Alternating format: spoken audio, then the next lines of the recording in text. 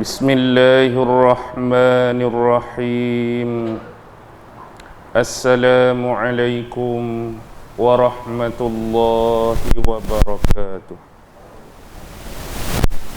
Alhamdulillahi rabbil alamin. Wabihi nasta'in ala umurid dunya waddin.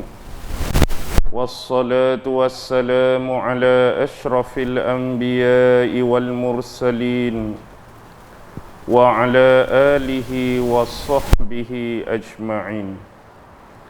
Subhanaka la ilma lana illa ma 'allamtana innaka antal alimul hakim.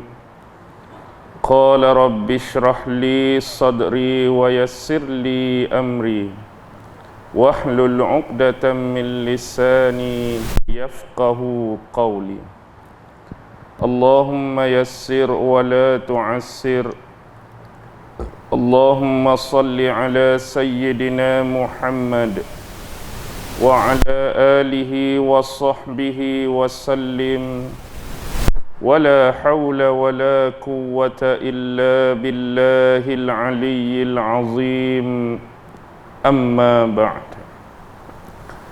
Alhamdulillah, syukur kehadrat Allah subhanahu wa ta'ala, kerana dengan limpah kurnia, rahmat, kasih sayang dan inayah daripada Allah subhanahu wa ta'ala, alhamdulillah, pada malam ini sekali lagi kita sama-sama dapat dipertemukan oleh pertemuan pada malam ini senantiasa diberkati dan dirahmati dari sisinya insya-Allah. Tuan-tuan, puan-puan, hadirin hadirat, muslimin muslimat yang dirahmati sekalian, marilah sama-sama kita membaca, merenung, menghayati dan mentadabbur sepotong ayat yang difirmankan oleh Allah subhanahu wa ta'ala di dalam surah Yusuf, yaitu merujuk ayat yang ke-21, yang mana Allah subhanahu wa ta'ala berfirman, A'udzu billahi minasyaitonir rajim. وَقَالَ الَّذِي اشْتَرَاهُ مِنْ مِصْرَ لِامْرَأَتِهِ أَكْرِمِي مَثْوَاهُ عَسَىٰ أَنْ يَنْفَعَنَا أَوْ نَتَّخِذَهُ وَلَدًا وَكَذَلِكَ مَكَّنَّا لِيُوسُفَ فِي الْأَرْضِ وَلِنُعَلِّمَهُ مِنْ تَأْوِيلِ الْأَحَادِيثِ Wallahu ghalibun ala amrihi walakinna aktsaran nasi la ya'lamun. Surah Yusuf ayat 21. Di dalam ayat ini Allah subhanahu wa ta'ala berfirman, Wa qala alladhi ishtarahu min misra limra'atihi, yang mana pada permulaan ayat ini saya sudah bahaskan di dalam kuliah yang lalu, dan insya-Allah kita menyambung ayat yang keseterusnya. Tetapi secara sepintas lalu, permulaan ayat ini menceritakan tentang kisah seorang lelaki daripada Mesir yang telah membeli Nabi Allah Yusuf alaihi salam, yang mana dikatakan lelaki tersebut bernama, ataupun ada riwayat yang menyebut Qutfir. Bahkan ada juga pandangan lelaki tersebut bernama Itfir bin Ruhaib. Ada ulama yang mengatakan Itfir bin Ruwaihab, yang mana berkedudukan sebagai wazir, iaitu Menteri Perbendaharaan Negara Mesir pada ketika itu. Dan lelaki yang telah menjual Nabi Allah Yusuf alaihi salam kepada pembesar Mesir tersebut ialah Malik bin Du'ar, ataupun nama penuh dia Malik bin Du'ar bin Buwaid bin Unuqa bin Madian bin Ibrahim alaihi salam. Dan pada malam ini kita akan menyambung apa yang diwasiatkan, apa yang dipesan oleh pembesar daripada negeri Mesir kepada ahli keluarganya, iaitu kepada isterinya dengan lafaz akrimi maswahu, iaitu berikanlah kepadanya tempat dan kedudukan yang baik. Yang dimaksudkan tempat dan kedudukan yang baik ialah dia meminta kepada ahli keluarganya supaya memberikan kepada Nabi Yusuf kedudukan yang baik, makanan-makanan yang baik, minuman-minuman yang baik, serta pakaian dan peralatan yang diperlukan oleh Nabi Allah Yusuf secara baik. Dengan kata lain, pembesar daripada Mesir tersebut melakukan perkara yang dikatakan sebagai belas dan ihsan terhadap Nabi Allah Yusuf alaihi salam dengan menumpahkan segala penuh kasih sayang dan rasa cinta kepada Nabi Allah Yusuf alaihi salam yang telah diangkatnya sebagai seorang anak di sisinya. Baik, kalau kita melihat kalimah maswahu, maswahu dalam bahasa Arab adalah berasal daripada kalimah sawabil makan. Sawabil makan bermaksud bermukim ataupun bertempat tinggal di sesuatu tempat ataupun kawasan, yang mana Nabi Allah Yusuf diberikan kedudukan oleh Allah Subhanahu wa taala. Asa an yanfa'ana aw nattakhidhahu walada. Mudah-mudahan dia dapat memberikan manfaat kepada kami ataupun kami mengangkatnya sebagai seorang anak. Baik, perkataan daripada mudah-mudahan ataupun semoga dia dapat memberikan manfaat kepada kami adalah semoga dengan menjadikan Nabi Allah Yusuf alaihi salam ini sebagai salah seorang daripada ahli keluarga mereka, yang mana Nabi Allah Yusuf ini dapat membantu sebahagian daripada tugas-tugas harian mereka sekiranya dia mempunyai kemahiran dan kemampuan. Au nattakhidhahu walada, ataupun kita mengangkatnya sebagai seorang anak. Baik. Dalam isu ini Imam Al-Qurtubi di dalam tafsirnya Al-Jami' li Ahkamil Quran telah menyebut dan menyatakan sekiranya ataupun seandainya ada orang yang mempertikaikan ataupun bertanyakan bagaimana mungkin lelaki tersebut menyebut hal demikian. Sebab ayat menceritakan lelaki tersebut kata, kita akan mengambilnya sebagai seorang anak. Tetapi kalau ada orang-orang yang mempertikaikan penjelasan tersebut, bagaimana mungkin pembesar tersebut nak jadikan Yusuf ini sebagai seorang anak, sedangkan Nabi Allah Yusuf selepas dia dibeli di pasar di negeri Mesir, maka dia menjadi budak ataupun hamba yang dimiliki oleh lelaki tersebut. Dan menjadikan hamba ini sebagai seorang anak di kemudian hari adalah sesuatu hal yang bertentangan kalau ada orang kata macam tu. Jadi jawapannya ialah, sebelum Nabi Allah Yusuf ini diangkat ataupun diambil sebagai anak oleh pembesar Mesir tersebut, Nabi Allah Yusuf alaihi salam terlebih dahulu dimerdekakan oleh lelaki tersebut. Nak bagi mudah faham, bila kita ni orang kaya, kita ada banyak duit, kita beli seorang hamba di pasar. Jadi automatik bila berlaku urusan jual beli, hamba tersebut, budak tersebut jadi milik kita. Tetapi untuk kita angkat dia sebagai seorang anak, maka terlebih dahulu hamba atau budak yang kita beli tadi, kita merdekakan dia. Dia dah jadi seorang manusia yang merdeka, kemudian barulah kita angkat dia sebagai seorang anak. Dan hal tersebut adalah merupakan suatu perkara yang biasa dalam kepelbagaian suku-suku yang ada pada waktu tu. Dia tak jadi satu keaiban, dia tak jadi satu masalah. Dan kalau kita melihat kepada sejarah awal Islam sekalipun, Rasulullah sallallahu alaihi wasallam juga mempunyai seorang anak angkat yang asalnya adalah seorang hamba, iaitu sahabat besar Zaid bin Harisah. Yang mana Zaid ni pada awalnya sebelum Nabi berkahwin dengan Khadijah, dia adalah hamba kepada Khadijah, Zaid ni. Jadi bila Rasulullah berkahwin dengan Khadijah, maka Khadijah menghadiahkan Zaid kepada Nabi supaya dia ni berkhidmat dan menolong Nabi.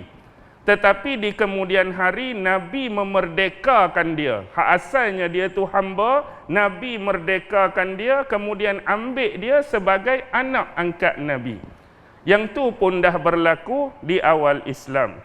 Jadi terbatallah pertikaian yang mengatakan hal demikian terhadap isu Nabi Allah Yusuf alaihi salam. Baik, berkaitan dengan pengangkatan sebagai anak angkat, ada satu pandangan daripada Abdullah ibnu Abbas. Imam Al-Qurtubi menyebutkan di dalam tafsir beliau, sesungguhnya di waktu itu lelaki tersebut bersama isterinya masih belum lagi dikurniakan oleh Allah walaupun seorang anak. Hak kata pembesar hak beli dia tadi dengan bini dia, isteri dia tu, waktu beli Nabi Yusuf tu Allah tak bagi anak lagi walaupun seorang. Sebab itulah bila beli Nabi Yusuf, mereka angkat Yusuf jadi anak mereka. Dan ada juga pandangan yang kedua yang dibawa oleh Imam Al-Qurtubi, iaitu daripada Muhammad bin Ishaq. Yang mana Muhammad bin Ishaq mengatakan bahawa Kitfir, nama lelaki hak beli Nabi Yusuf tu, tidak pernah melakukan hubungan badan dengan wanita ataupun isterinya dan tidak pernah memiliki anak. Kenyataan daripada Muhammad bin Ishaq ini ada disebutkan dalam tafsir yang lebih awal, iaitu tafsir Imam At-Tabari, kitabnya yang bernama Jami'ul Bayan. Baik, seterusnya ada juga pandangan daripada Abdullah ibnu Mas'ud. Abdullah ibnu Mas'ud menyatakan ada 3 orang, yang mana 3 orang ini mempunyai firasat yang paling baik. Abdullah ibnu Mas'ud ni sahabat Nabi, yang mana dia cukup terkenal dengan Sahibun Na'lah gelaran dia, iaitu orang yang menjadi tukang bawa capal Nabi, selipar Nabi. Dan dia jugalah yang selalu mencari kayu sugi bagi pihak Nabi. Kalau kata Nabi kehabisan kayu sugi, dialah akan panjat pokok sugi, pi repih, pi ambil bagi kat Nabi. Itu Abdullah bin Mas'ud. Dan dia juga adalah seorang sahabat yang berani. Dia antara yang paling awal menyatakan keislaman dia dan baca Al-Quran secara kuat-kuat depan pembesar-pembesar Quraisy dulu. Dia tak takut, dia tak tusuk-tusuk, dia tak sembunyi Islam dia. Tapi dia baca kuat-kuat depan pembesar Quraisy. Itulah Abdullah bin Mas'ud. Siapakah 3 orang yang dikatakan mempunyai firasat yang paling baik? Yang pertama dia kata merujuk kepada pembesar daripada Mesir yang beli Nabi Allah Yusuf ni. Daripada perkataan dia tadilah berkemungkinan dia dapat memberikan manfaat kepada kita ataupun kita mengambilnya sebagai seorang anak. Ini adalah merupakan firasat. Maksud firasat ni benda duduk di depan. Kita tak tahu apa nak jadi kat depan. Tapi daripada perkataan dia, bila dia tengok Yusuf ini, mungkin Yusuf ni boleh memberi ataupun mendatangkan manfaat dalam keluarga dia. Dan nak angkat Yusuf ni jadi sebagai seorang anak.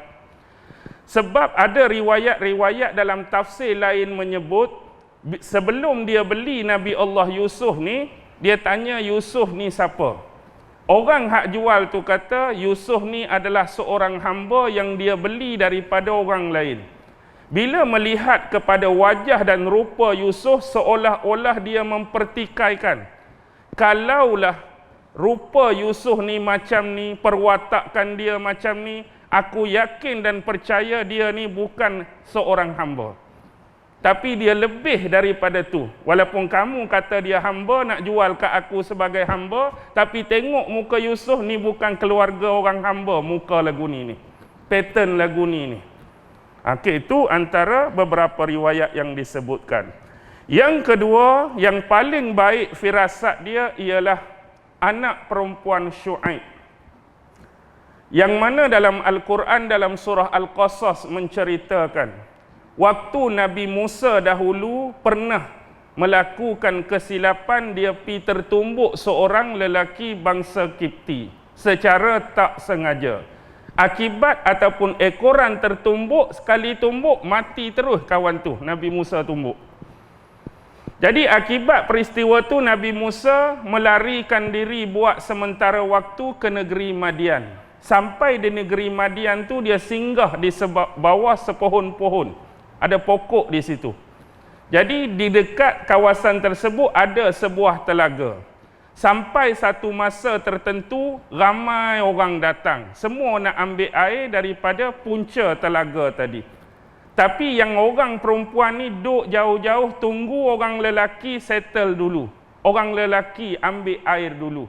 Tujuan mereka ambil air ni untuk kegunaan sendiri dan bagi minum kepada haiwan-haiwan gembalaan mereka. Jadi Nabi Musa tanya kepada perempuan tersebut, pasal apa duduk jauh-jauh tak pi masuk tempat ramai-ramai berebut air tu? Dia kata sebab lelaki ni tubuh besar-besar, gagah-gagah. Habis depa dulu barulah kami ni pi ambil air. Tapi biasanya ambil air hak ujung-ujung ni dapat air yang tak berapa baik dah. Air yang keruh, air yang tak elok, bercampur tanah dan selut. Jadi mengenangkan kasihan kepada wanita tadi, Nabi Musa pun pi dalam ramai-ramai. Jadi bila ramai-ramai ni tengok air besar tubuh, sedap tubuh ni, buka jalan bagi ruang dekat Nabi Musa. Jadi Nabi Musa ambil air tu untuk tolong bagi dulu, bagi awal dekat wanita yang sebelum ni sentiasa lewat tadi. Jadi bila kawan ni balik awal, bapak ni tanya, pasal apa hari ni balik awal? Selalu hari-hari memang balik lewat. Dia pun ceritalah lebih kurang ada seorang pemuda yang gagah, perkasa apa semua ni, tolong kami. Kamu salah seorang pi jemput dia, datang rumah kita nak ucap terima kasih. Jadi pilah. Jadi Nabi Musa suruh perempuan ni berjalan dahulu di depan. Tunjuk jalan. Ni tempat orang kan, kita tak tahu. Di tengah jalan tu tiba-tiba mari angin sampai terselaklah sedikit kain wanita tersebut sehingga menampakkan betis dia. Jadi untuk jaga hal tersebut, menahan pandangan, Nabi Musa kata biar akulah duduk depan. Tapi kalau aku tersilap jalan, kamu tunjuk. Ni bukan jalan. Kok ni, aku duduk depan. Aku duduk belakang takut jadi macam tadi. Jadi bila sampai di sana, dia cerita dekat bapak dia dalam ayat yang ke-26 tu. Surah Al-Qasas boleh tengok perkataan anak perempuan Syuaib tu. Qalat ihdahuma ya abati istajir inna khaira man istajartal qawiyyul amin.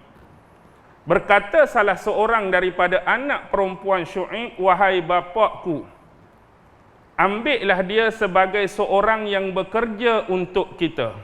Sesungguhnya yang paling baik untuk mengambil seseorang yang bekerja untuk kita, Al-Qawiyyul Amin. Seorang yang kuat lagi terpercaya. Jadi itu adalah firasat perempuan Syuaib. Yang ketiga ialah firasat Saidina Abu Bakar, yang mana ketika hujung-hujung kehidupan Saidina Abu Bakar, dia telah melantik Saidina Umar sebagai pengganti beliau sekiranya beliau wafat. Jadi Abu Bakar ni khalifah pertama Islam, tapi dia mewasiatkan supaya kalaulah dia meninggal, yang jadi pengganti dia ialah Saidina Umar. Baik, di sini adanya pertentangan daripada hal tersebut dikemukakan oleh imam. Ada seorang imam pengarang kitab Ahkamul Quran, iaitu Imam Ibnu Arabi. Jadi Ibnu Arabi ni bukan Ibnu Arabi hak tasawuf tu, hak fususul hikam tu, ni Ibnu Arabi lain. Jadi dalam kitab dia Ahkamul Quran, dia mengatakan bagaimana boleh ulama-ulama mufassirin sepakat membawakan asar ini. Sebab asar ini adalah sesuatu yang bertentangan untuk dikatakan sebagai firasat. Kerana dia mengatakan firasat ini adalah satu ilmu yang asing dan tersendiri, sebagaimana yang disebutkan dalam surah Al-Hijr. Tapi dia bangkang dua daripada tiga perkara tersebut. Hak dia betul-betul bersetuju sebagai firasat ialah yang nombor satu. Hak pembesar Mesir beli Nabi Yusuf. Jadi dia tak tahu dia, alah ke depan nak jadi apa. Tu baru betul-betul firasat. Tetapi kes nombor dua, hak kata anak perempuan Syuaib tu bagaimana nak dikatakan itu sebagai firasat, sebab dia telah melalui pengalaman yang tersendiri. Dia nak kata Nabi Musa ni kuat, bukannya firasat, sebab dia tengok sendiri Nabi Musa kuat lagu mana ambil ayat tu. Tu bukan firasat, memang tengok depan mata. Weh, kuat dia ni ambil ayat. Nak kata dia tu jujur dan terpercaya sebab dia lalui masa berjalan tadi. Bila terselak kain kawan ni, tak apalah saya duduk depan. Benda tu dah jadi dalam pengalaman dia. Hak kata firasat ni benda tu tak jadi dengan kita, kita sebut benda tu. Tu baru firasat. Jadi dia bangkang hak nombor dua ni sebagai firasat, tetapi lebih kepada pengalaman yang telah dilalui. Ni kita tak boleh kata firasat. Begitu juga yang nombor tiga, bagaimana nak mengatakan Saidina Abu Bakar berfirasat terhadap kepimpinan Saidina Umar yang keseterusnya. Kerana zaman hidup Saidina Abu Bakar, dia sentiasa bersama dengan Saidina Umar. Dia boleh lihat sendiri kepimpinan Umar lagu mana, ilmu Umar lagu mana, kebolehan Umar lagu mana, kemahiran Umar lagu mana. Jadi sepanjang pengalaman dia lalui dengan benda-benda yang disebutkan tadi, barulah dia lantik Saidina Umar. Dia tengok dah, nak kata firasat lagu mana benda tu. Lalu hak firasat ni, mari orang lain hak tak kenal. Aku tengok gaya dia ni boleh jadi ni. Kita tak kenal lagi. Aku nak lantik dia. Bolehlah nak kata firasat sebab kita tak pernah kenal dia, tak berkenalan dengan dia, tak tahu dia lagu mana. Tu adalah bangkangan daripada Imam Ibnu Arabi dalam kitab dia Ahkamul Quran. Dia juga ada hujah dan dalil yang logik untuk kita terima. Baik, berkenaan firasat ni sebenarnya bukan tiga orang ni saja. Banyak lagi kisah-kisah ulama-ulama ataupun orang-orang yang berfirasat. Cuma dibawa mengenai kes pendapat Ibnu Mas'ud ni, dia awak mari tiga ni. Contoh, imam mazhab kita, Imam Syafi'i. Juga seseorang yang mempunyai firasat dan pandangan yang tajam. Imam Syafi'i ni dia belajar ilmu banyak jenis. Cuma dia terkenal dengan ilmu fiqh. Imam Syafi'i juga terkenal dalam bidang kedokteran, sehingga kan doktor-doktor pada zaman dia mengagumi kehebatan ilmu kedokteran Imam Syafi'i. Begitu juga dengan ilmu perbintangan, ilmu nujum yang dipelajari oleh Imam Syafi'i. Pernah diriwayatkan, dikatakan bahawa Imam Syafi'i ini dia punya seorang sahabat, dia punya seorang kawan. Satu hari dia bertemu dengan sahabat dia, yang mana sahabat kawan dia ni, isteri kawan tu tengah mengandung. Jadi bila tengok isteri sahabat dia ni mengandung, firasat tajam Imam Syafi'i, dia kata kepada sahabat dia, sesungguhnya 27 hari lagi daripada ni, isteri kamu akan melahirkan seorang anak. Dia kata lagu tu. Dan bila anak ni lahir, di paha kiri anak tersebut akan terdapat satu tanda hitam. 27 hari lagi isteri kamu beranak dan anak hak lahir tu di paha kiri dia akan ada satu tanda hitam. Tetapi yang menyedihkan, selepas bayi ni lahir 24 hari dia akan meninggal dunia. 27 hari lagi nak beranak, 24 hari lepas tu meninggal. Tiba-tiba jadi betul-betul apa yang diprediksikan oleh Imam Syafi'i. 27 hari lepas tu beranak sungguh kawan tu. Dan ada tanda hitam pada paha kiri anak dia, duk 24 hari meninggal sungguh. Selepas itulah Imam Syafi'i dia tak mau dah berfirasat pada orang dan kemudian dia membakar kitab-kitab tentang hal tersebut. Dia bakar kitab-kitab tentang hal tersebut. Takut jadi lagi. Bahaya benda ni jadi sungguh ni. Jadi sungguh. Dia hak jadi sungguh tu tak apa. Agak-agak lepas jadi sungguh tu orang tak mai dah jumpa kita. Tu bahayanya. Contohlah kita kata, Ustaz, anak saya ni ada ambil periksa UPSR tahun ni. Jadi saya berfirasat anak hang ni dapat 5A. Tiba-tiba 5A sungguh. Dia tak berhenti situ. Dia kata sukanya Ustaz habaq hari tu 5A sungguh. Dia tak berhenti. Lepas tu mari anak dia nak SPM, dia bawa pula agak-agak ni SPM lagu mana Ustaz? Tu mungkin kebetulan je, lepas tu tak kena. Kita pula yang letih. Kalau tanya Abang Husin pula, lagu mana ni? Saya tengok masa depan Abang Husin ni kahwin seorang lagi. Bila kita kata kahwin seorang lagi tu, agak-agak dia berhenti setakat tu tak? Dia mari tanya senyap-senyap, agak-agak tahun bila, tarikh bila tu hak saya kahwin seorang lagi tu. Dia mari lagu tu pula. Tu contoh lah kan, dia tak berhenti lah. Lepas tu kita kata tarikh sekian-sekian, dia tak tanya pula, agak-agak orang mana, siapa pula, dia tak habis. Dia tak habis. Kalau betul bertepatan, kalau tak betul tu dia senang cerita awal lagi. Dulu pun salah, dia tak main dah. Okey.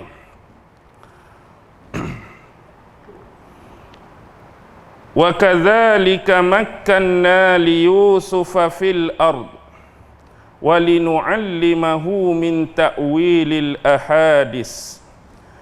Dan demikian pula lah kami memberikan kedudukan yang baik kepada Yusuf di atas muka bumi, yakni di bumi Mesir. Baik.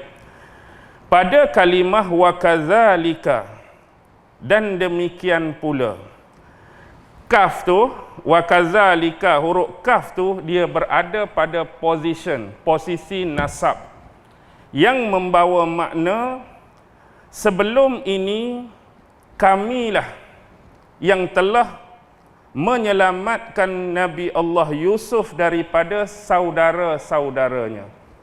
Yakni sebelum ni saudara-saudara Yusuf telah melakukan agenda dan perancangan untuk bunuh Nabi Yusuf.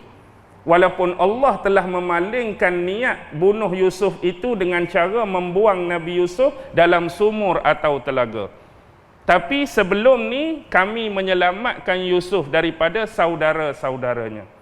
Kami jugalah yang telah menyelamatkan Yusuf daripada sumur dan telaga tempat Nabi Yusuf dibuang oleh saudara-saudaranya.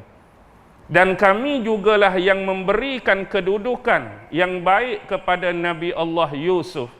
Dan kami jugalah yang telah memberikan rasa kasih sayang, belas dan ihsan di hati pembesar yang beli Yusuf tu, untuk menjadikan Yusuf dan mengangkat Yusuf sebagai anak mereka. Dan kali ini demikian pula lah kami memberikan kedudukan yang baik kepada Yusuf, yang mana di kemudian hari Yusuf diangkat sebagai Menteri Perbendaharaan Mesir. Menteri Perbendaharaan. Kalau hari ini nak kata menteri apa tu? Menteri Kewangan ke Menteri Ekonomi, lebih kurang lah tu. Walaupun nama tu mungkin tak sama. Menjaga hal-hal yang bersifat perekonomian ataupun perbendaharaan satu-satu negara. Baik, seterusnya. Walinu'allimahu min ta'wilil ahadis. Dan kami akan mengajarkannya min ta'wilil ahadis, daripada ilmu ta'wilil ahadis. Apa dia ta'wilil ahadis? Ulama-ulama menyebut sebagai ilmu takbir mimpi. Kami akan mengajarkan kepada Nabi Allah Yusuf ni ilmu takbir mimpi. Walaupun ada dua pandangan yang dikemukakan oleh Imam Al-Qurtubi. Imam Qurtubi mengemukakan dua pandangan berkaitan ayat tersebut. Satu, sebagaimana yang menjadi kelaziman yang digunakan oleh ulama-ulama mufassirin, Allah Subhanahu wa taala akan mengajarkan kepada Nabi Allah Yusuf ilmu takbir mimpi. Itu satu.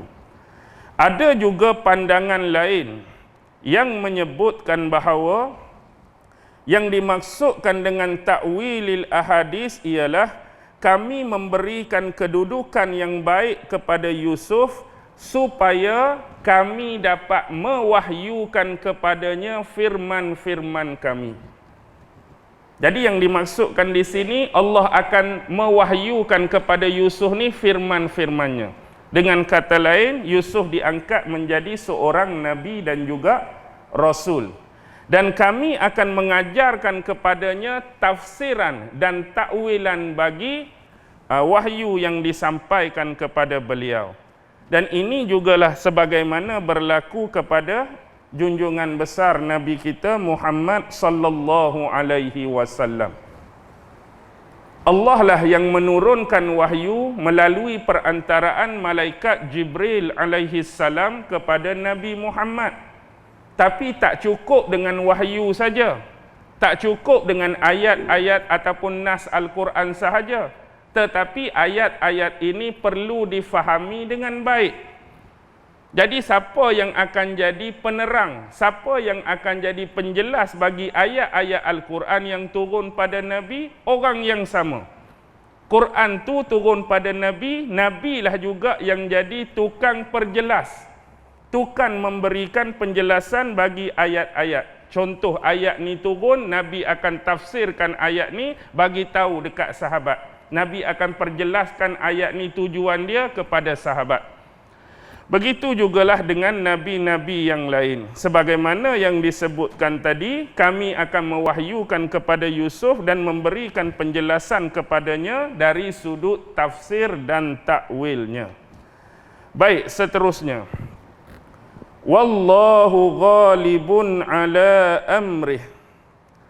Dan Allah lah yang berkuasa terhadap setiap urusan-urusannya. Allah lah yang berkuasa terhadap setiap urusannya. Baik, di sini ada perbezaan pandangan dan khilaf di kalangan ulama. Pertama ialah tentang pembahasan kalimah ataupun lafaz amrih tu. Urusannya. Allah berkuasa ke atas setiap urusannya. Ha yang baris bawah hi itu, dhamir tu kembali kepada siapa? Jadi pandangan yang pertama menyebut dhamir hi itu kembali kepada Allah. Pandangan yang kedua menyebut dhamir itu kembali kepada Nabi Allah Yusuf. Jadi lagu mana kita nak faham antara kedua-dua dhamir tersebut macam ni. Pertama kita ambil pandangan pertama, hi itu dhamir kembali kepada Allah. Jadi ayat dia akan berbunyi wallahu ghalibun ala amrihi. Allah berkuasa terhadap setiap urusannya. Nya tu kembali kepada Allah. Dengan kata lain, tidak ada sesuatu pun ataupun tidak ada makhluk pun yang dapat menguasai Allah dalam setiap urusannya. Bahkan Allah sendirilah yang berkuasa ke atas tiap-tiap ataupun segala urusannya. Hanya dengan menyebutkan kalimah kun fayakun. Jadi maka jadilah dia. Tu yang pertama. Jadi yang pertama ni menunjukkan keumuman. Manakala pandangan yang kedua lebih bersifat kekhususan. Bila kata dhamir, kata ganti nama tadi kembali kepada Yusuf, dia akan jadi bunyi macam ni. Wallahu ghalibun ala amrihi, dan Allah berkuasa.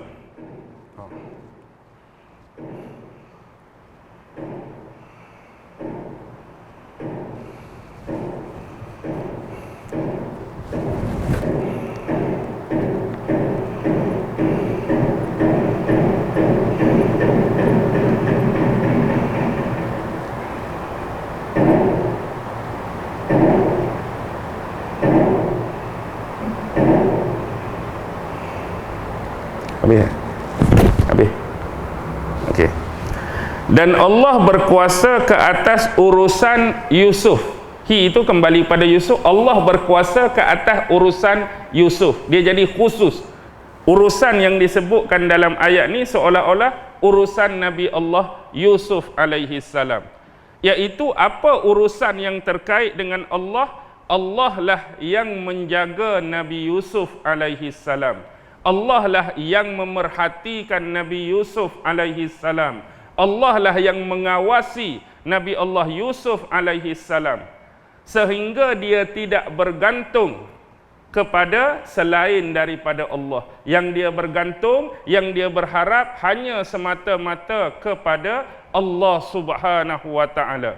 Sehingga setiap tipu daya ataupun pengkhianatan yang dilakukan ke atasnya langsung tidak apa?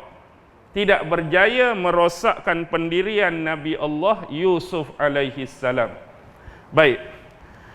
Kalau kita tengok yang pertama tadi, kita ambil bahawa Allah ni berkuasa atas setiap urusannya. Dan salah satu daripada setiap urusan Allah tu, urusan Nabi Yusuf, sebahagian kecil duduk dalam keumuman urusan Allah hak besar. Cuma hak pandangan pertama tu dia sebut umum. Segala urusan yang berkaitan dengan Allah tu semua mutlak di atas kehendak dan kekuasaan Allah. Jadi hak kita ambil hak kecil, salah satu daripada urusan Allah adanya urusan Nabi Yusuf. Kalau nak ambil pandangan hak kedua, dia khusus. Maksudnya nak cerita dalam ayat ni ialah urusan Allah dengan Nabi Yusuf, tanpa menafikan dan menolak selain daripada khususnya urusan ni, Allah juga ada urusan lain yang lebih umum. Tu je. Benda sama, cuma dia lebih umum dan khusus. Dan dalam menanggapi ayat ini, Imam Qurtubi mengatakan bahawa sesungguhnya Allah Subhanahu wa taala berkuasa ke atas setiap urusannya. Dia sebut cerita-cerita, dia rivais apa yang pernah berlaku kepada Nabi Allah Yusuf sebelum ni. Contoh banyak dia sebut, panjang. Tapi saya sebutkan beberapa perkara yang dibawa oleh Imam Qurtubi dalam tafsir dia. Jadi berpaksikan kepada ayat tadi, dia memang memulakan dengan wallahu ghalibun ala amrih. Dan Allah berkuasa terhadap setiap urusannya. Sebagaimana pernah suatu ketika dulu pada awalnya, bapa kepada Nabi Allah Yusuf, iaitu Nabi Yaqub alaihi salam, pernah meminta kepada anaknya Yusuf supaya mendiamkan, menyembunyikan tentang mimpinya terhadap saudara-saudara dia. Dulu awal-awal cerita Nabi Yusuf di depan tu, Nabi Yusuf bermimpi. Dalam mimpi Nabi Yusuf tu, Nabi Yusuf lihat apa? Ada 11 bintang. 11 bintang, matahari dan bulan tunduk sujud kepada Nabi Yusuf. Jadi Nabi Yusuf cerita pasal mimpi dia kepada bapa dia. Jadi bapa dia pesan, jangan cerita mimpi ni pada orang lain. Lebih-lebih lagi pada saudara-saudara kamu. Tetapi atas kehendak Allah jugalah, atas urusan Allah jugalah, sampai Nabi Yusuf sendiri menceritakan hal tersebut kepada saudara-saudara dia. Padahal kalau kita kira bapa dia pesan dah, jangan cerita.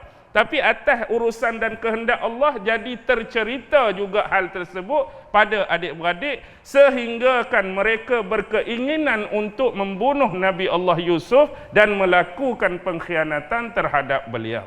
Itu satu. Yang kedua disebutkan, Allah juga berkuasa di atas urusannya. Yang mana ketika mereka mengkhianati Nabi Allah Yusuf, mereka pulang kepada bapa mereka pada waktu malam. Di dalam ayat waja'u abahum isya'an yabkun, mereka mendatangi bapa mereka. Quran prediksikan waktu mereka jumpa bapa mereka tu. Mereka buat tu siang, tapi malam tu balik.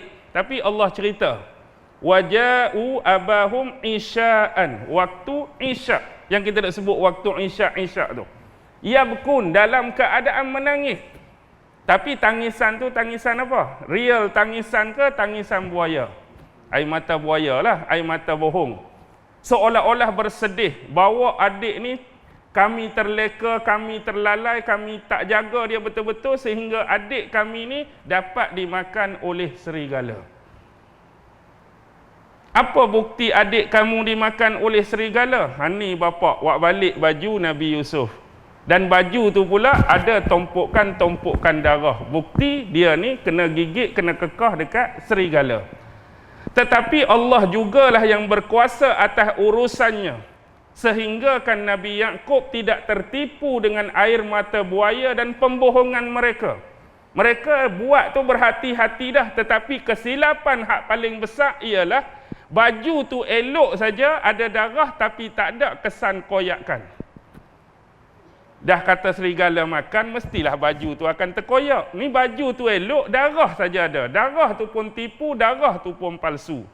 Secara logika dan rasional, seolah-olah betapa cerdiknya serigala hak makan Yusuf tu.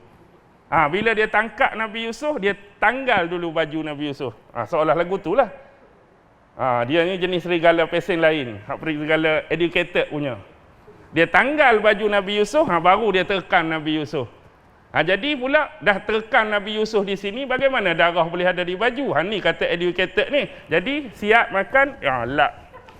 Jadi tak koyak lah. Contoh ni lawak. Tapi nak habatnya seolah lagu tu. Jadi pembohongan besar. Jadi Allah jugalah yang berkuasa atas urusan dia sampai pembohongan tu jelas di mata Nabi Allah Yaqub alaihi salam.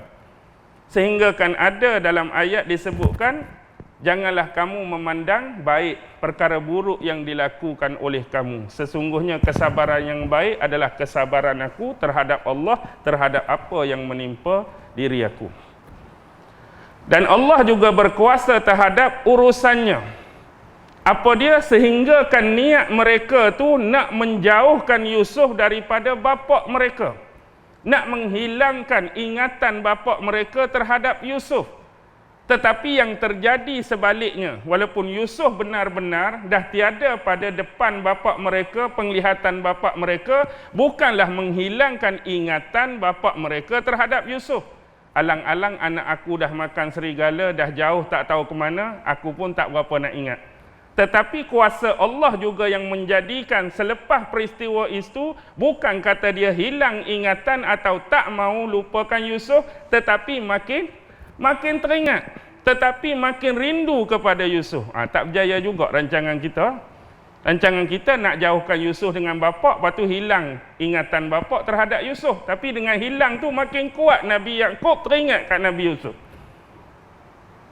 Dan Allah juga berkuasa terhadap setiap urusan dia, iaitu menjadikan mereka, niat mereka pada awalnya setelah buat perbuatan tersebut, mereka nak kembali bertaubat. Tu hebat mereka. Sebelum lagi mereka buat terhadap Yusuf tu, mereka rancang kita akan buat macam ni, kita akan buat macam ni. Tapi lepas kita buat tu, kita akan kembali bertaubat. Mereka dah ada niat nak bertaubat, tetapi apa yang jadi, Allah telah melupakan taubat mereka dan mereka terus-menerus melakukan dosa sehingga tempoh yang cukup lama, 70 tahun.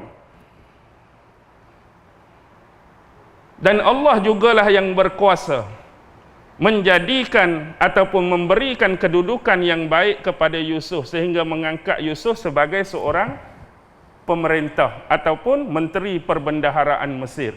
Sehingga akhirnya mereka sendiri pun datang menemui Yusuf dalam keadaan bersujud kepada Yusuf dan mengakui kesalahan-kesalahan serta kesilapan mereka. Hak datang tu siapa? Bapak dia sekali, mak depa sekali, kemudian adik-beradik dia. Yang inilah terbukti mimpi Nabi Allah Yusuf dulu, bahawa 11 bintang tu merujuk kepada saudara dia, bulan dan matahari itu adalah kedua-dua ibu bapanya.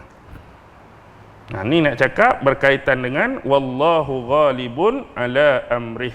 Okey, seterusnya ayat yang terakhir, walakinna aktsaran nasi la ya'lamun.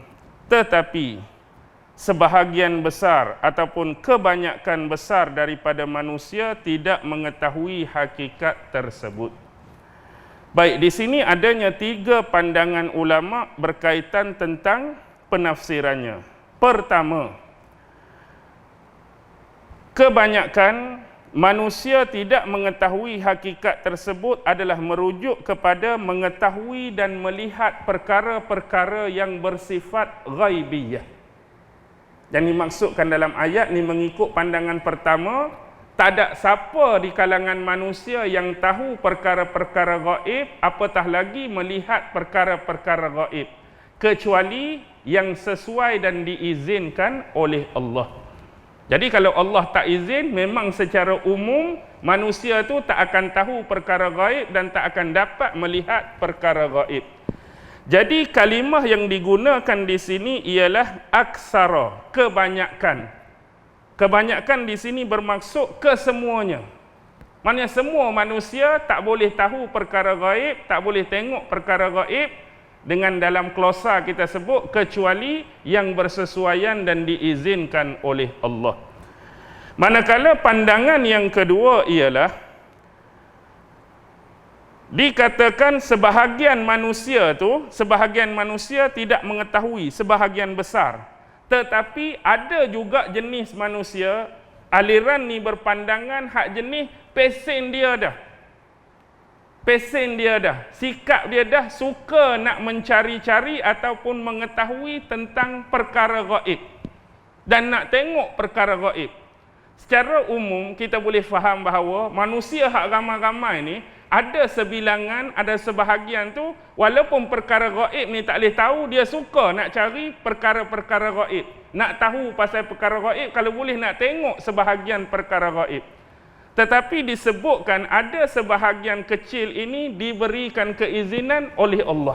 Kita tak nafi benda tu. Ada orang tu boleh tahu perkara gaib, sebahagian diperlihatkan oleh Allah sesuai dengan izinnya perkara gaib, tapi hak tu minoriti. Tapi dia sebut ayat ni kebanyakan tidak mengetahui. Hak ramai-ramai, hak umum biasa tu tak tahu. Tu pandangan yang kedua. Manakala pandangan yang ketiga ialah kebanyakan daripada manusia memang tidak mengetahui yang gaib itu merujuk kepada 2. Iaitu satu, pandangan ketiga sebut golongan-golongan musyrik yang dikatakan tidak mengetahui hakikat yang sebenar, dan yang kedua ialah orang-orang ataupun golongan yang tidak mempercayai takdir Allah. Satu golongan musyrik, yang kedua golongan yang tidak mempercayai takdir Allah Subhanahu wa taala. Habis ayat. Jadi kita berhenti dulu setakat ni. Mudah-mudahan walaupun kita baca cuma satu ayat, ayat ni agak panjang, dapat memberikan sedikit kefahaman dan penjelasan kepada kita berkaitan dengan ayat yang kita baca dan tafsirkan. Sebagaimana sumber-sumber yang disebutkan tadi, terutamanya daripada tafsir Imam Al-Qurtubi Al-Jami' li Ahkamil Quran. Mudah-mudahan Allah Subhanahu wa taala senantiasa memberikan kefahaman, memberikan ilmu dan pengetahuan kepada kita, terutama berkaitan dengan ayat-ayatnya iaitu Al-Quran, dan juga kefahaman yang sahih dan benar berkaitan dengan sunnah-sunnah Rasulnya Muhammad sallallahu alaihi wasallam. Apa yang baik tetap datang daripada Allah, yang lemah, yang kurang, yang selalu terdedah dengan kesilapan dan kekurangan, tak ada orang lain, itulah diri saya. Wabillahi taufiq wal hidayah. Wassalamu alaikum warahmatullahi taala wabarakatuh.